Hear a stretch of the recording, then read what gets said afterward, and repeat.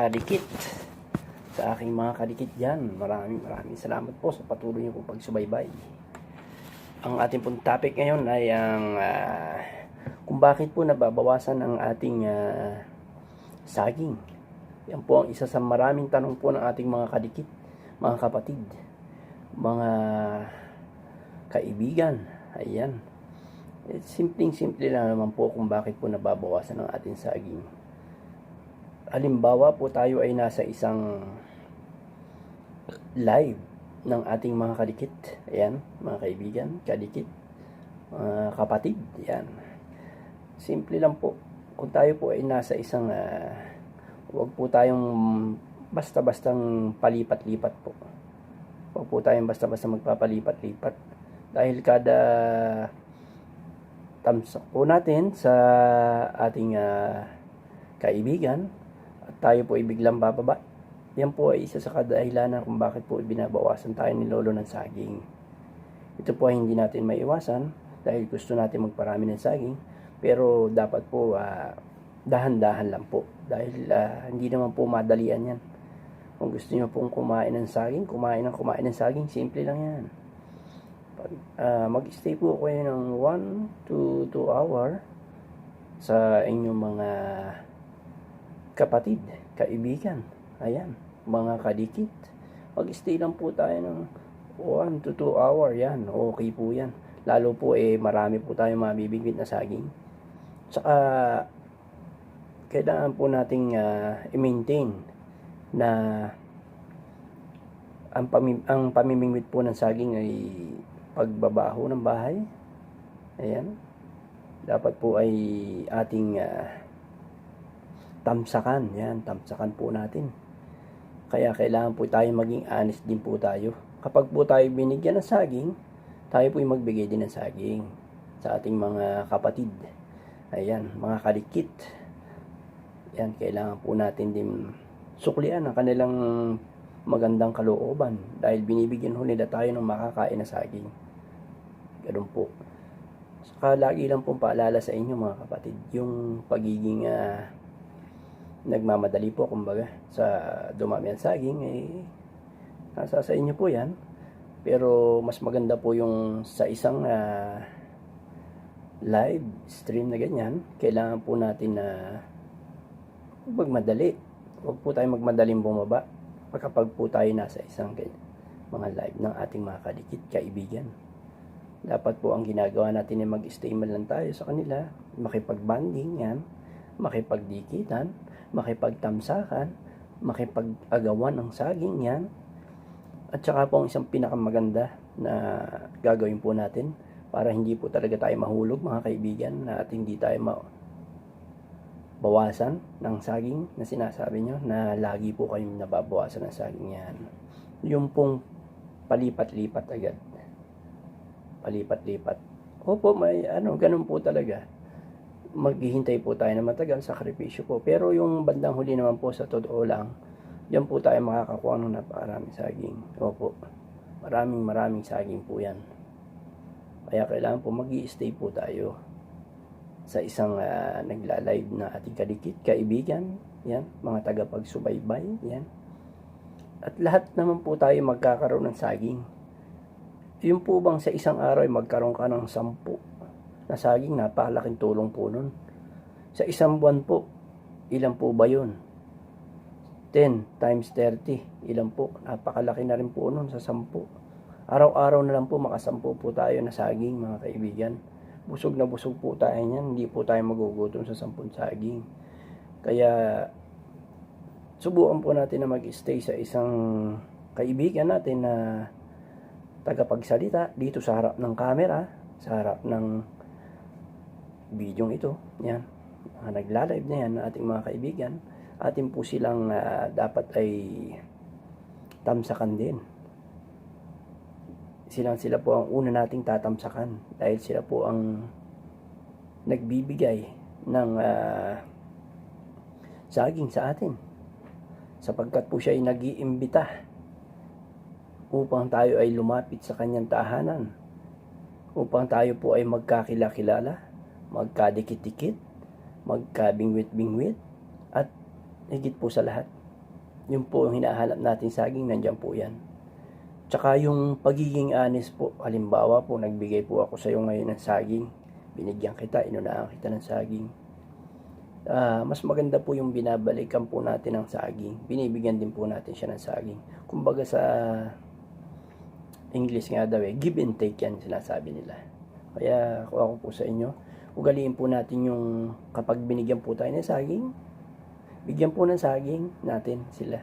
Balatan na rin po natin para isusubo na lang po nila, di po ba? Mas maganda po yung kumpleto detalye tayo. At saka kapag pumunta po tayo ng tahanan ng iba,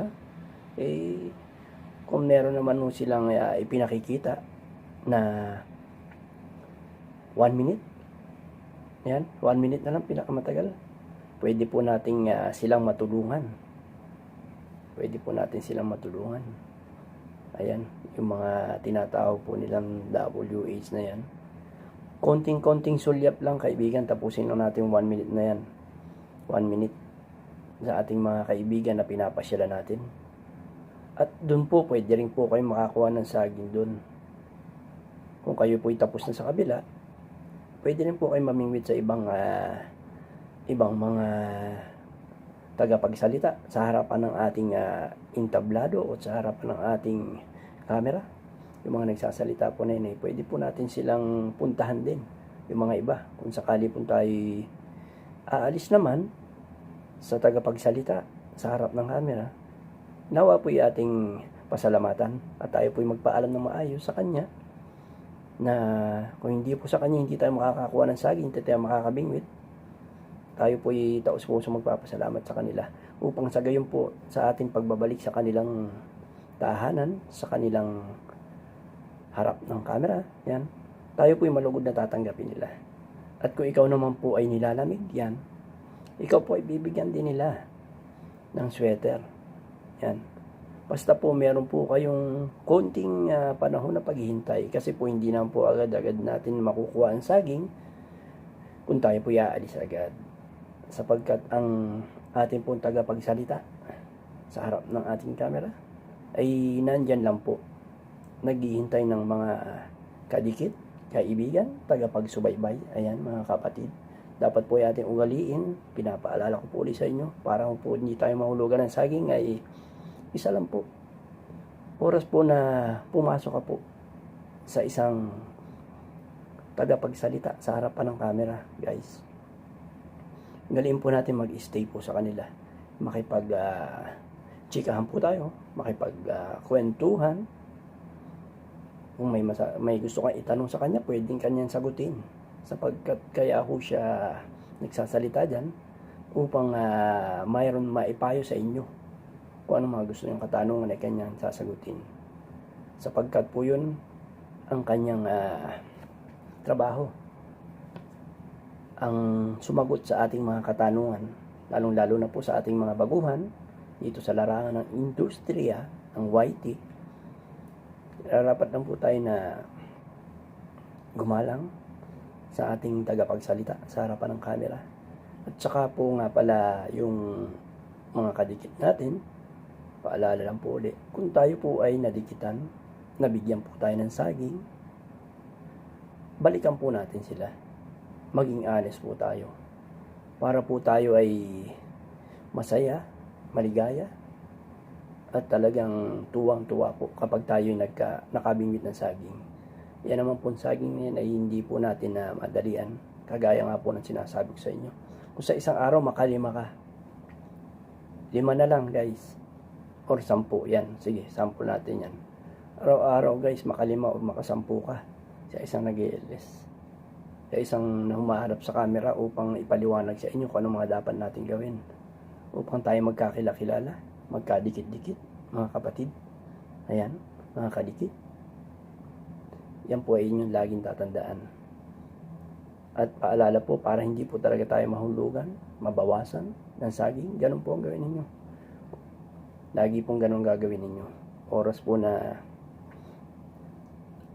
nasa isang harap po ng camera ang tagapagsalita, panoorin po natin siya, magtanong tayo kung anong gusto natin itanong sa kanya.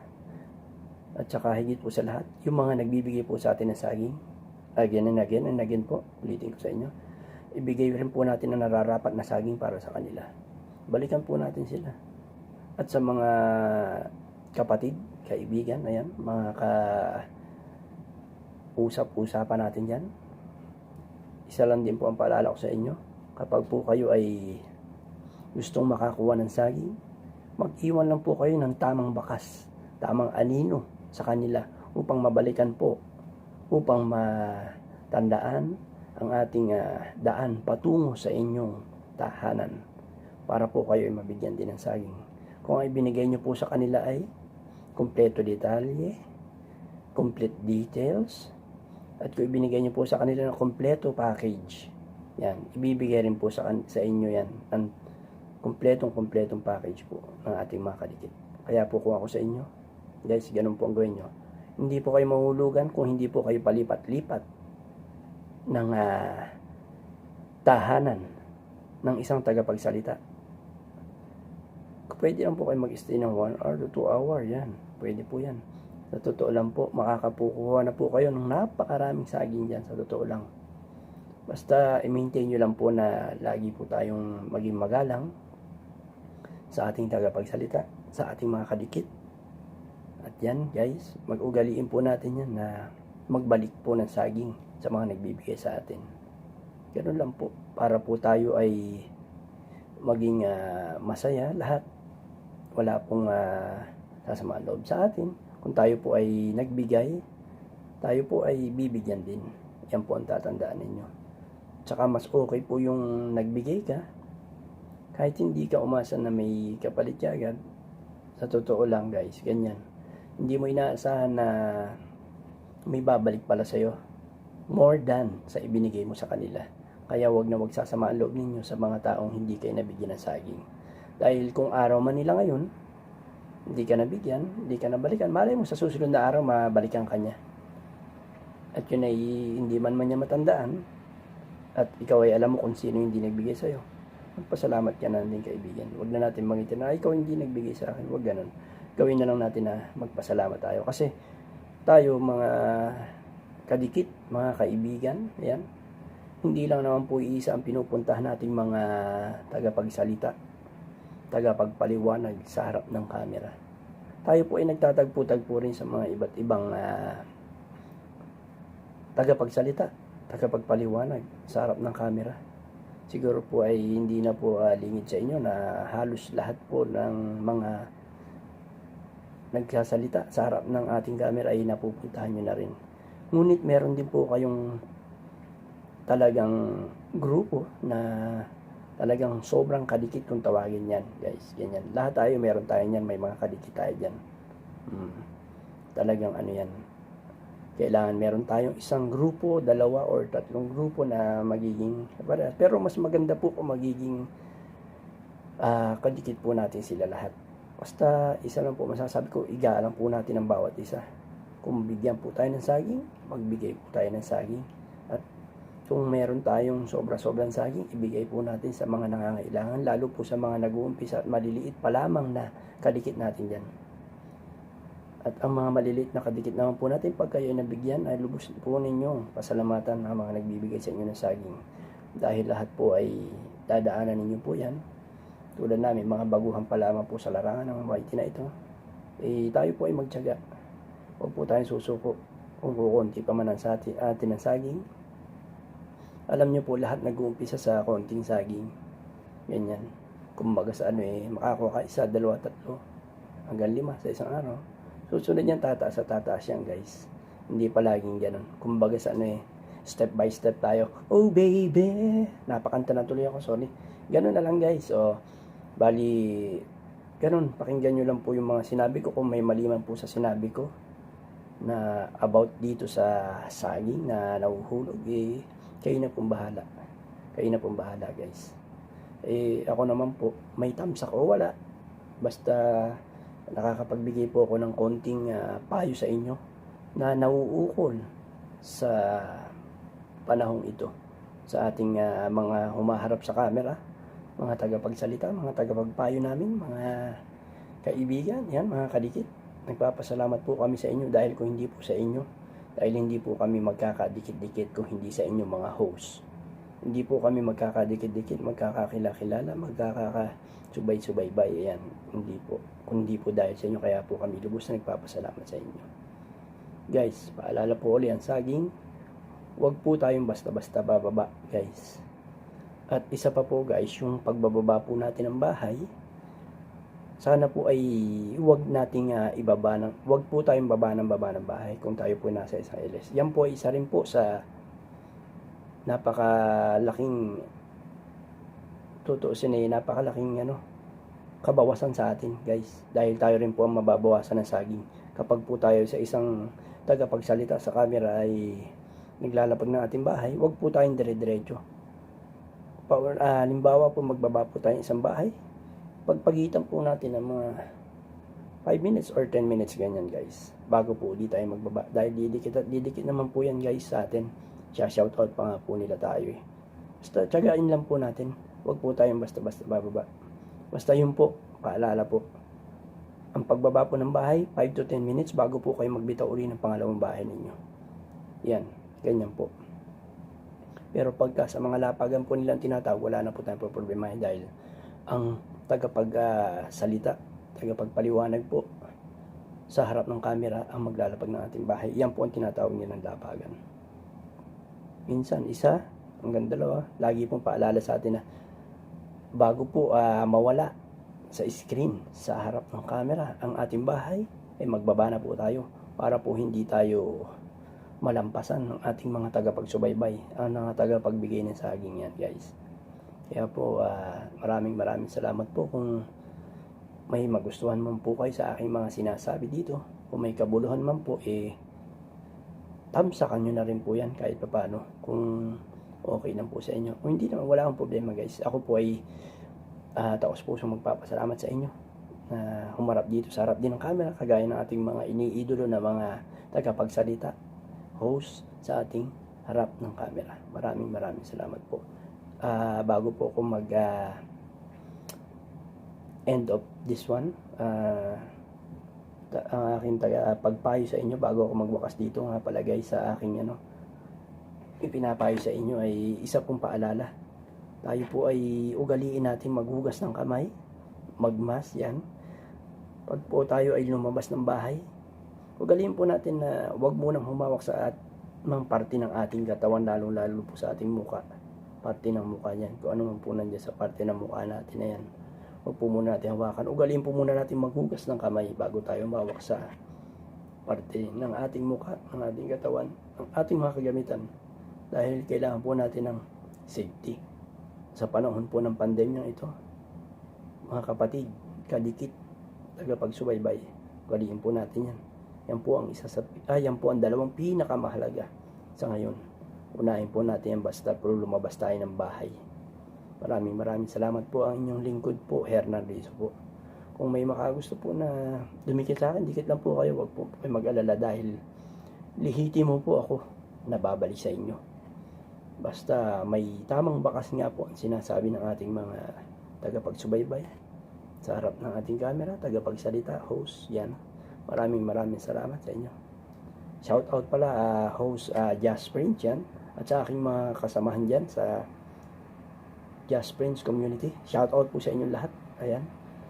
Shout out din po sa aking kaibigan na si Eddie Vlog. Ayan, Eddie Vlog PH. Shout out sa iyo kaibigan. Maraming salamat po. Hanggang dito na lamang po ako at ako'y magpapasalamat po dahil po ngayong gabi na rin. Oras na rin po ng aking tulog. Ginawa ko lang po ito para may konting may maitulong man lang ako sa inyo sana.